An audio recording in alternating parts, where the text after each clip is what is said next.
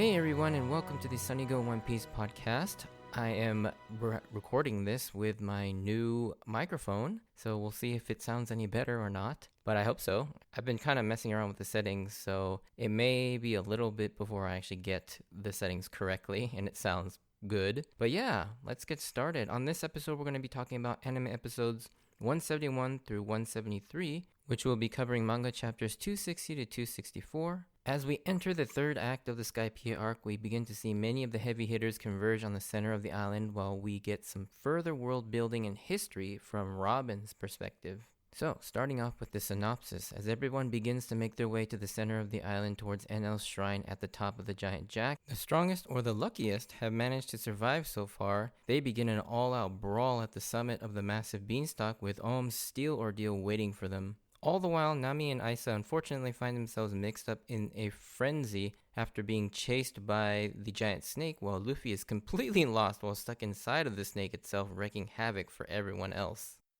So the differences. So there aren't very many, specifically lots of differences or individual ones, but there's one really big one. And so all of Robin's scenes exploring the ruins of Shandora are consolidated into this one episode in 174. So in the manga, these moments actually take place in very small snippets strewn about the entire conflict with Ohm, Wiper, Gunfall, and the snake and everything. And you only see these little snippets just inserted every now and then from chapters 266 to 272. So this runs it's supposed to be inserted within maybe the next even 6 or 7 episodes where you see small snippets of Robin doing all this. And it ultimately culminates where they all meet up later on.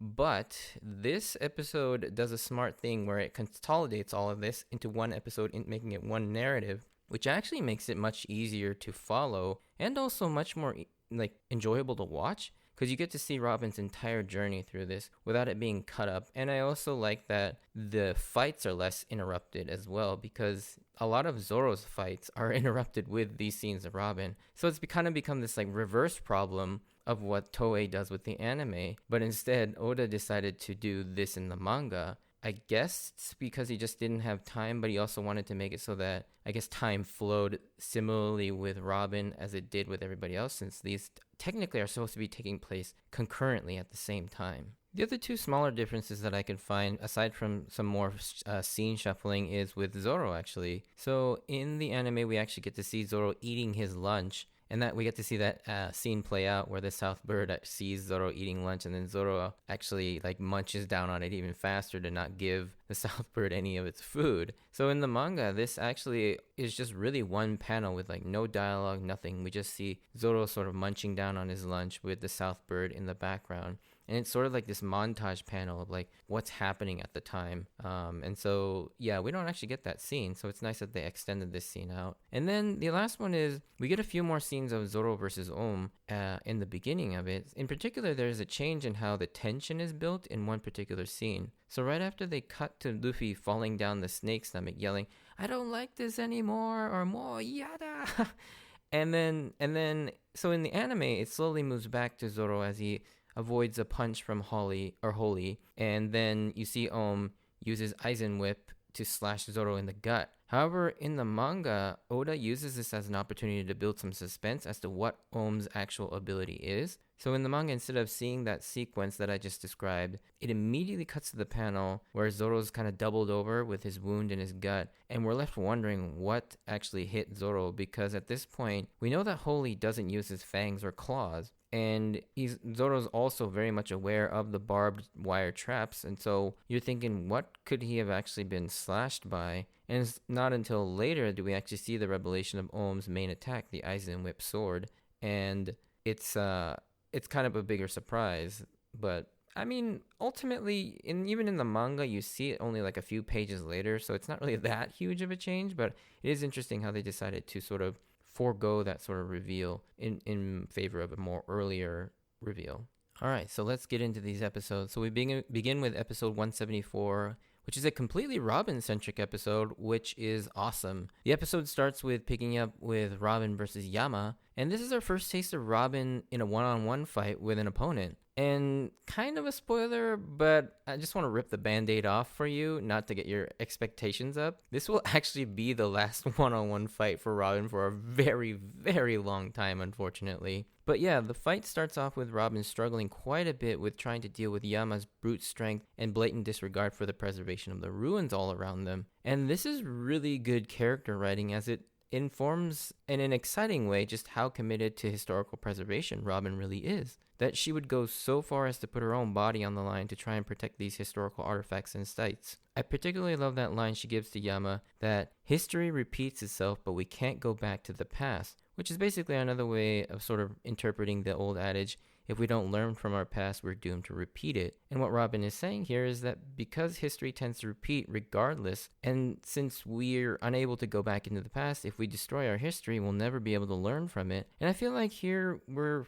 finally starting to see what makes Robin tick and what actually motivates her. Because up until now, she's been a very guarded and mysterious person in who she truly is as a character. And so it's nice to see a genuine moment from her here and throughout the rest of this episode. And probably the most significant thing in this entire episode when it comes to Robin's character is that up till now, she had basically thought she had lost her dream and to a certain extent her will to live. And by being forced to live and joining Luffy, she's slowly been able to rediscover her dream and her will to live, as there appears to be hope that her dream is still achievable now that she's found all this new information in Skypiea. And yeah, she just wasn't looking in the right place. And these two themes will go on to play a huge role in her development in future arcs.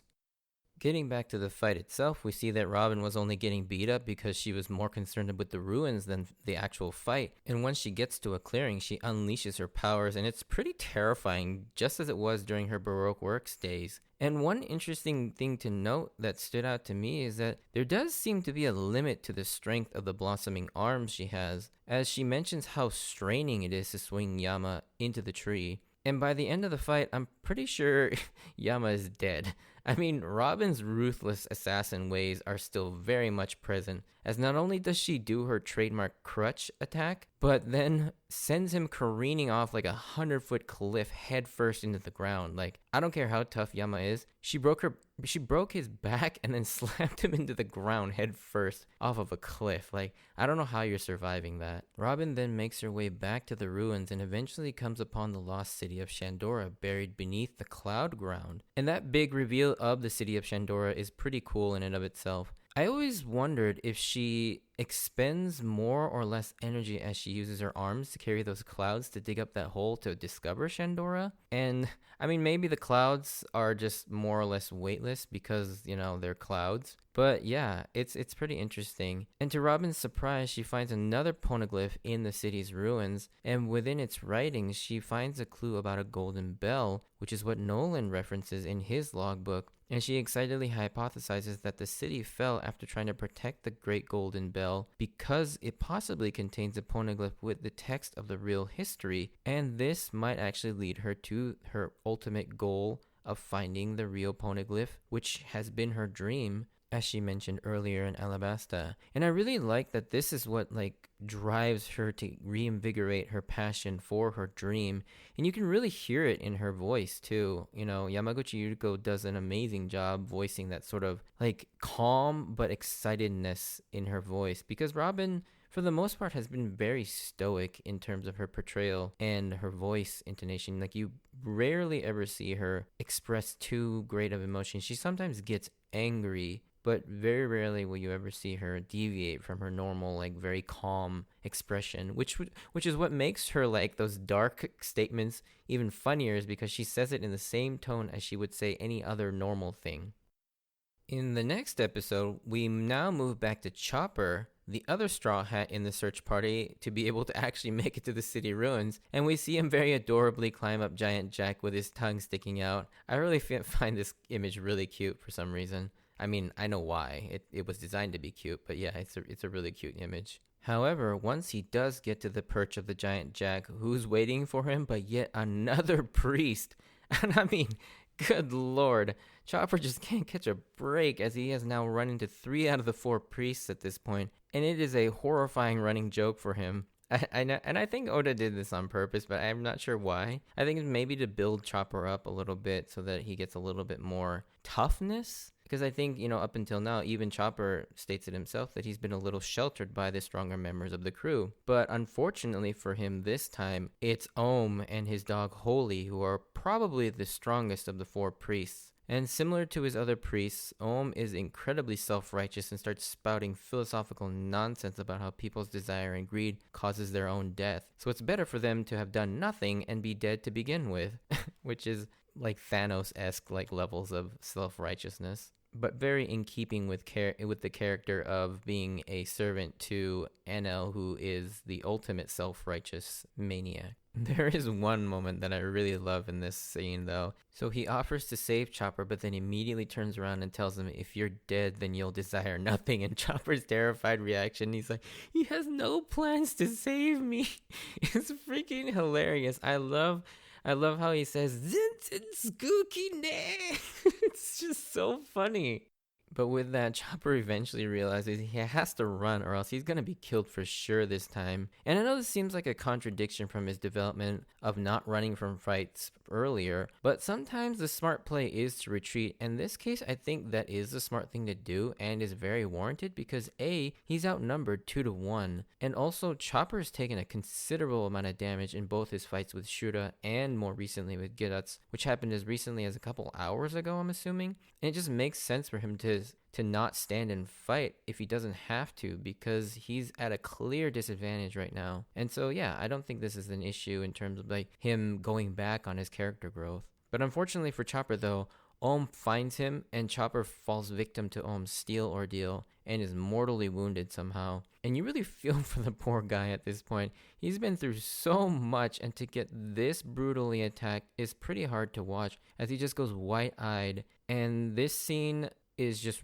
yeah, it's pretty terrible for Chopper, but it makes the later scene of when Zoro finds him all the more impactful. During all this with Chopper and Ohm, it cuts to Lucky finding a fried Kamakiri still somehow alive and pleads with Lucky to warn Wiper about Enel's strength. And this scene right after this, it's interesting to me because Lucky finally reveals Enel's devil fruit as the Gorogoro no Mi, and she also reveals that these elemental type fruits are called Logia types, which describe the most powerful type of the devil fruits. And also, one thing I'll say is I'm so glad I can finally call these Logia fruits now, instead of having to keep referring them as elemental fruits. And now that this term has been introduced in the series, because boy, it has been annoying to have to refer to these things, even though I've been referring to them as Logia fruits for more than 10 years now. I keep having to sort of hold myself back. But anyways, yeah, so Gorogoro no Mi, that essentially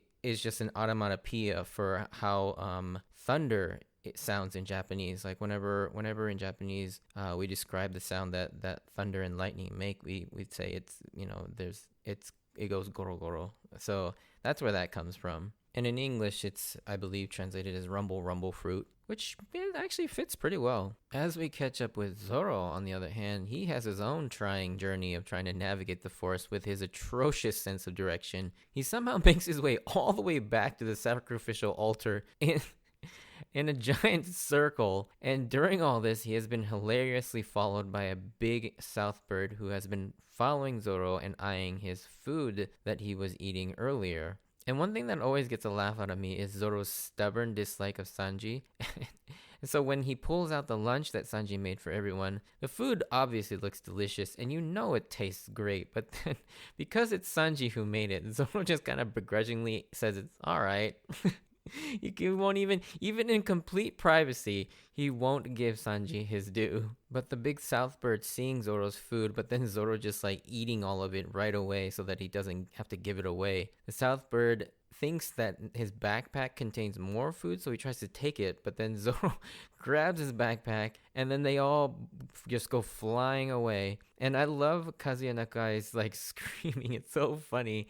Like, I don't know why, but it's like Zoro, obviously he's known for that very like stoic and gruff, sound that he has. But then when you see him just like comically screaming like, ah, it's just so funny. We also then move back to the Going Merry, and after hearing Chopper being taken out with her mantra, Isa can no longer sit idly by anymore and tries to run off to help her friends. But Nami's maternal instincts sort of kick in here, and she can't let Isa go off on her own and just basically to die. As Nami calms Isa down and gets aboard the waiver, the giant snake appears in front of them, visibly in distress from Luffy going wild and pounding inside its stomach from earlier. With Luffy now completely frustrated as he just starts to go wild inside the snake to try and get out of the mysterious cave that he thinks he's in. The snake just goes nuts and starts to chase after the two through the forest. And I absolutely love how Oda chooses to portray Luffy going crazy inside the snake as the snake sort of like having a terrible stomach bug, and you see it like exhausted and looking sick as just before it sees Nami and Isa, it's trying to drink water to relax its stomach, giving it a sort of like intelligence and human-like quality. And another thing I wanted to mention about this whole Luffy in the snake thing, like I mentioned in the last podcast, it's a creative way of keeping Luffy out of the action to create that sort of suspense of Luffy not being available. But with the snake always being close by with what's happening on the ground, Luffy is still very much a part of the story by hiding him in the snake. It's kind of a real genius move. And in addition, Luffy's antics inside the snake is just absolutely ridiculous and so funny. Especially later on when he starts like tickling the inside of the snake by rubbing a rock on it, thinking that maybe he could dig himself out of the cave. And it's just so funny how everybody around the snake is just like, is that the giant snake laughing? And during all this commotion, Zoro and the Southbird are then attacked as well by the giant snake, but in a comical bid for self-preservation, the Southbird decides to drop Zoro to distract the snake and escape. And while all this is happening, Wiper makes it all the way up to Ohm's territory, along with Gunfall, who had just come down from the god's shrine, discovering the devastation that NL left in his wake. Both make it to the middle of the giant jack to find Ohm, and they're both looking for information on where to find NL. Then, almost as abruptly, Zoro lands immediately in the same location as all four, or as the rest of the three of them, which is lucky for him because had he been left to his own devices, he probably would have ended up back on Jaya unexpectedly. So Zoro finally makes his way into the thick of the action. This episode now ends with the four of them in a showdown, and a brawl breaks out between the four of them, with at least Zoro and Gonfall kind of friendly towards each other, but the other two parties are definitely against them. And there's this cool wide shot of all of them staring each other down with the snake in the background. And yeah, it's a really cool 2-page spread in the manga as well. I feel like before the advent of the widescreen era of One Piece, like these big shots they don't quite have the impact that they do in the manga or once they have the HD sort of widescreen aspect ratio. But this one still manages to capture that. And we get a brief tussle of Zoro fighting Wiper, and just as he did with Luffy, he holds his own against Zoro as well. But this fight ultimately gets interrupted with the snake, after which he then gets attacked by Holy and Ohm. With Holy, Oda manages to inject his trademark absurdist jokes by having the dog, instead of attacking using its fangs and claws like you'd expect a normal giant dog to, it instead uses martial arts and punches, and it attempts to punch Zoro. Even Zoro is like, isn't there a limit to how much a breeder can train a dog? However, while trying to avoid Ohm's steel ordeal, which is essentially traps of barbed wire made of cloud steel strewn about the battlefield, Zoro finds Chopper's wounded body, and he stumbles over it, and it's kind of chilling the level of shock and concern he has for Chopper as he's trying to understand why Chopper was even here alone to begin with. As we've seen up till now, Zoro especially has taken to be sort of a big brother figure to Chopper and feels a little responsible for not being around to protect him, so this particularly hits him hard. And yeah, this serves as a nice payoff to all those setups since basically Drum, where Zoro is sort of being the sort of mentor / big brother figure to Chopper, and you see this relationship develop and how close they've become. Although this next scene, I love how Zoro responds to this though. As a true disciplined swordsman, he doesn't lose his cool, and even when Ohm asks if he wants revenge, Zoro just calmly and epically responds, I don't really like fighting for that sort of reason, but I am starting to get fired up, and I'm like, Zoro! I mean, he gets all the coolest freaking lines. Like, how freaking epic is that? It's also a nice contrast to Luffy, who is all about raging and getting strength that way. Zoro is sort of his antithesis in staying cool all the time, which is what makes them such an awesome and dynamic pair. Even though you don't get to see them fight together, it's nice to see like Luffy being, that sort of fiery, raging type of fighter, whereas Zoro is sort of this cool and calm and collected fighter. It's just really awesome to see. And Zoro, man, he gets some of the best freaking lines in the entire series, and why he's easily one of my favorite, or is my favorite character in the entire series. Once they begin to do battle, Ohm starts showcasing why he's probably the strongest priest of the four, and he shows off his true power with that use of the sword that's made of cloud steel. It acts as a ranged attacking whip sword. This revelation setting the stage for Zoro's test of his growth and development of learning to fight at range, which is culminated here as Ohm is a swordsman who uses a whip-like sword to extend its blade far longer than any normal sword and being able to attack from range. I don't think this is a spoiler because these were actually my thoughts at the time when I was reading this for the first time all those years back, but I knew for sure that Zoro was going to unleash a Santoryu version of the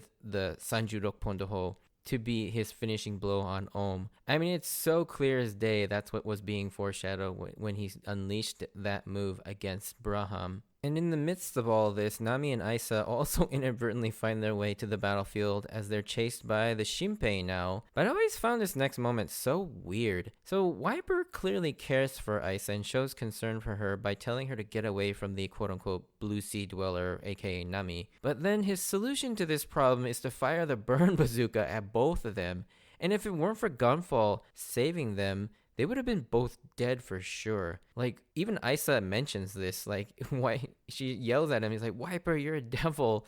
And, like, what was Wiper trying to do here? It makes no freaking sense. I think this moment was just really clunky and just didn't really need to be there, as I can't for the life of me understand what Oda was trying to convey with this scene. Like, it really, like, all it does is tell us that Wiper doesn't care about Aisa, and he's just, like, very almost fanatically just hates everyone aside from any Shandians, like to the point that he would risk Aisa or even sacrifice Aisa just to kill Nami. Like, I don't really get that. But anyways, right after this moment though, all four of them, Nami, Aisa, Gunfall, and Pierre, get swallowed whole by the snake. And I think we all know what this means. They're going to eventually find and join Luffy inside the snake, which I can't wait for. And so yeah, the episode ends with Wiper and Zoro taking some devastating blows from Holy and Orm, respectively, and they are now kind of hurt. So yeah, that's where the episode leaves off on this cliffhanger. All in all, these episodes are pretty exciting with a lot of action and humor, but most of all, I really enjoyed the large amount of development Robin got in these episodes, as well as the cool moments Zoro has, and I can't wait to see the rest of the Zoro versus Ohm fight, which we'll get into on the next episode. But the next podcast will be taking a slight detour, as I will be doing another ranking podcast this time next week, which has been a long overdue thing,